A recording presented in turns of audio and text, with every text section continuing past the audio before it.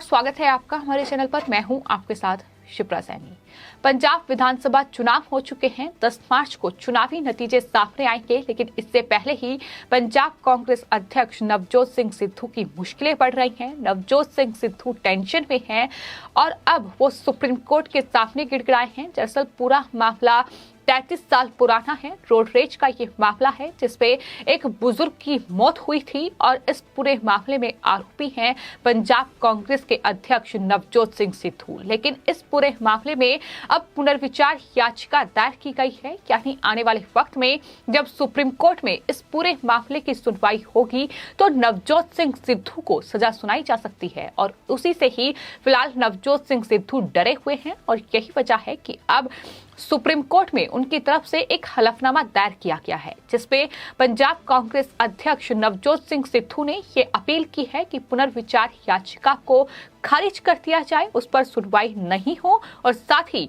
उन्होंने अपने राजनीतिक और खेल करियर का हवाला देते हुए ये कहा है कि उनका खेल करियर और राजनीतिक करियर पूरी तरीके से बेदाग रहा है और कहा गया है कि सांसद के रूप में भी उनका रिकॉर्ड बेजोड़ रहा है, यानी किस तरीके से वो कोई अपराधी नहीं है और साफ छवि वाले वो शख्स हैं। इस तरीके की दलीलें अब इस हलफनामे में नवजोत सिंह सिद्धू की ओर से दी गई है और खुद को निर्दोष बताया गया है।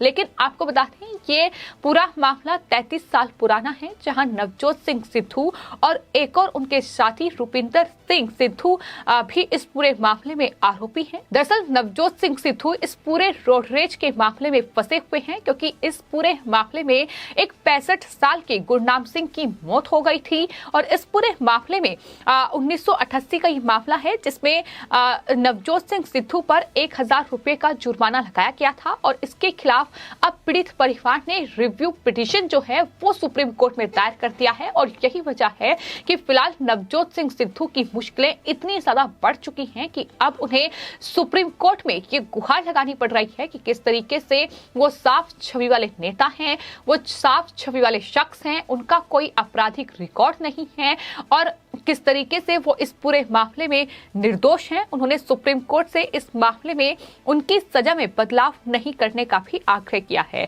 साथ ही आपको बता दें, सुप्रीम कोर्ट आज इस पुनर्विचार याचिका पर सुनवाई करेगा और उससे पहले ही नवजोत सिंह सिद्धू ने यह हलफनामा दायर किया है, जिसमें साफ तौर पर यह देखा जा सकता है कि किस तरीके से नवजोत सिंह सिद्धू अब सुप्रीम कोर्ट के सामने गिड़गिड़ा रहे हैं। उन्होंने कहा है कि एक राजनेता के तौर पर मेरे बहुत सारे सामाजिक और जनहित के काम रहे हैं, मैंने तमाम जरूरतमंदों की सहायता की है, कई प्रोजेक्ट को स्थापित करने में सहयोग दिया है, इसलिए मैं अब और अधिक दंडित किए जाने के योग्य नहीं हूं।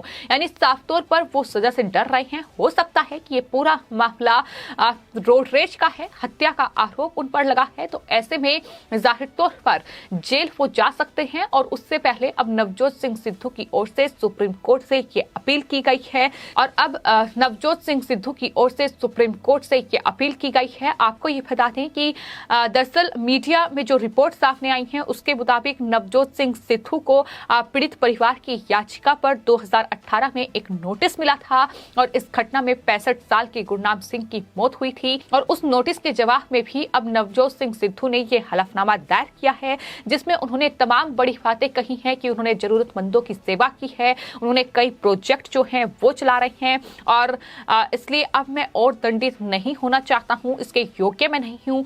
आरोपी और पीड़ित के बीच कोई पुरानी दुश्मनी नहीं थी, साथ ही मेरे द्वारा किसी भी हथियार का इस्तेमाल नहीं किया गया था। इस तरीके से तमाम अपील जो है वो नवजोत सिंह सिद्धू की ओर से की गई है। जाहिर तौर पर पंजाब में चुनाव हो चुका है, 10 मार्च को चुनावी नतीजे सामने आएंगे और उससे पहले अगर सुप्रीम कोर्ट आज इस पूरे मामले में सुनवाई करके नवजोत सिंह सिद्धू को कोई सजा सुनाती है तो उनकी मुश्किलें बढ़ सकती हैं। और यही डर फिलहाल नवजोत सिंह सिद्धू और उनके परिवार को सता रहा है, क्योंकि अगर उन्हें जेल हो गई तो जाहिर तौर पर आने वाले वक्त में उनका राजनीतिक करियर भी खतरे में पड़ जाएगा, जो फिलहाल नवजोत सिंह सिद्धू नहीं चाहते हैं।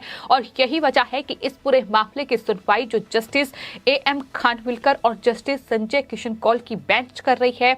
मई 2018 में सुप्रीम कोर्ट से ही नवजोत सिंह सिद्धू को 1000 जुर्माना भरने का दंड इस पूरे मामले में मिला था। सिद्धू पर IPC की धारा 223 IPC के तहत कार्रवाई हुई थी और इसमें अधिकतम 1 साल की जेल और 1000 जुर्माना या दोनों एक साथ की सजा होती है।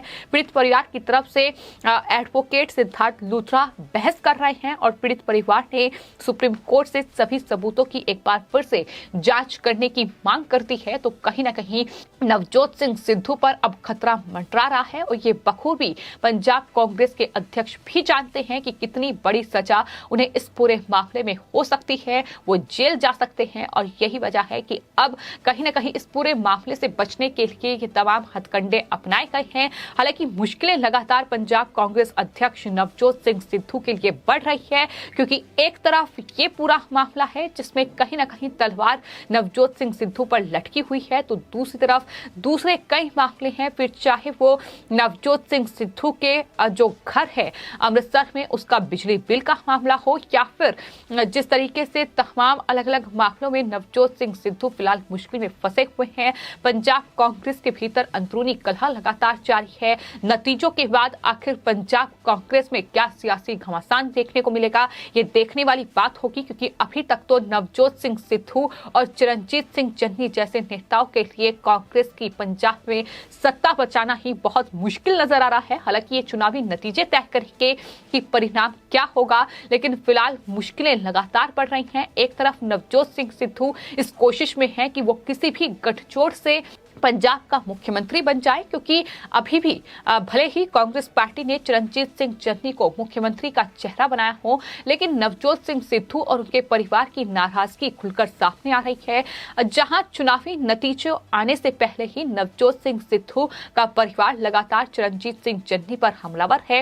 उन्हें ये कह रहा है कि वो गरीब नहीं है, वो 138 करोड़ रुपए के मालिक हैं। इतना ही नहीं, चिरंजीत सिंह चन्नी पढ़े लिखे नहीं है। एक पढ़े लिखे शख्स को मुख्यमंत्री बनाया जाना चाहिए, एक ऐसे शख्स को मुख्यमंत्री बनाया जाना चाहिए जो पंजाब में ड्रग और तमाम मामलों में कड़े कदम उठा सके। इस तरीके की लगातार आपस पे ही जो कलह है वो लगातार जारी है। लेकिन इन तमाम कलह के बीच अब नवजोत सिंह सिद्धू पर कहीं ना कहीं ये पुराना रोडरेज का मामला आफत बनकर उतरा है और यही वजह है कि अब सिद्धू की ओर से सुप्रीम कोर्ट में इस तरीके से गिड़गिड़ाया गया है और ये अपील की गई है कि मैं किस तरीके से निर्दोष हूं और मैं किस तरीके से जरूरतमंदों की सेवा कर रहा हूं, मैंने क्या काम पंजाब की जनता के लिए किए हैं, मैं किस तरीके से प्रोजेक्ट पर काम कर रहा हूं और मैं निर्दोष नहीं हूं, मुझे और सजा नहीं सुनाई जानी चाहिए। ये पूरा मामला जो है, जो जिस परिवार के शख्स की मौत हुई है उससे मेरी कोई पुरानी दुश्मनी नहीं है। हालांकि वो आरोपी हैं और ये आरोप पुख्ता हैं कि उनकी ही गाड़ी से उस शख्स की मौत हुई है, उस बुजुर्ग की मौत हुई है, जिसमें न सिर्फ नवजोत सिंह सिद्धू बल्कि उनके साथी रुपिंदर सिंह सिद्धू भी आरोपी हैं। तो फिलहाल अभी नवजोत सिंह सिद्धू की ओर से ये तमाम अपील की गई है। मामला बेहद पुराना है, ये रोडरेज का मामला है जो कि 27 दिसंबर 1988 को सामने आया था, जिसमें नवजोत सिंह सिद्धू पटियाला में कार से जा रहे थे और रास्ते में वो गुरनाम सिंह नाम के एक बुजुर्ग से भिड़ गए थे। गुस्से में सिद्धू ने मुक्का मार दिया था, जिसके बाद गुरनाम सिंह की मौत हो गई थी। पटियाला पुलिस ने सिद्धू और उसके दोस्त रुपिंदर सिंह के खिलाफ गैर इरादतन हत्या का केस दर्ज किया था। निचली अदालत ने सबूतों के अभाव में 1999 में नवजोत सिंह सिद्धू को बरी कर दिया था, लेकिन एक बार फिर जब हरियाणा हाई कोर्ट की शरण जो है वो पीड़ित पक्ष की ओर से ली गई तो 2006 में हाई कोर्ट ने नवजोत सिंह सिद्धू को 3 साल की सजा सुनाई थी। इस फैसले को अब सिद्धू ने सुप्रीम कोर्ट में चुनौती दे दी है। यानी मुश्किलें किस तरीके से सिद्धू के लिए बढ़ रही हैं, पूरा मामला अब सुप्रीम कोर्ट में पहुंच गया है और इस मामले में सुप्रीम कोर्ट ने 2018 में सिद्धू को सिर्फ 1000 रुपये के जुर्माने पर सजा सुनाई थी। इसके बाद पीड़ित पक्ष ने इस बार पुनर्विचार याचिका दायर की है। तो इस तरीके से अभी भी कहीं ना कहीं सिद्धू के लिए खतरा बड़ा है और सिद्धू इस बात को बखूबी तरीके से जानते हैं कि अगर उन्हें सुप्रीम कोर्ट इस पूरे मामले में सजा सुनाता है तो कहीं ना कहीं आने वाले वक्त में पंजाब और उनका राजनीतिक सफर बहुत मुश्किल हो सकता है। फिलहाल आपकी इस पूरे मामले में क्या राय है, हमें कॉमेंट बॉक्स में जरूर लिखें और चैनल को सब्सक्राइब करें। धन्यवाद।